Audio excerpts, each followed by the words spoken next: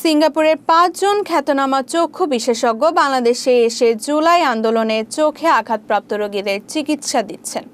শনিবার চিকিৎসক দলটি জাতীয় চক্ষু বিজ্ঞান ইনস্টিটিউট ও হাসপাতাল এবং বাংলাদেশ চক্ষু হাসপাতালে শতাধিক রোগীর চোখ পরীক্ষা করেন।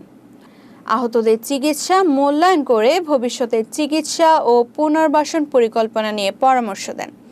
রবিবারও তারা আরও রোগী দেখবেন এবং সোমবার রাতে দেশ ছাড়বেন। চিকিৎসক দলে রয়েছেন মাউন্ট এলিজাবেথ নোভেনা হাসপাতালের চক্ষু বিশেষজ্ঞ ডোনাল্ড স্ট্যান, ন্যাশনাল ইউনিভার্সিটি হাসপাতালের Blanche Lim retina surgeon Donald ইয়াহো, নিকোল চ্যান এবং রুবেন ফুং।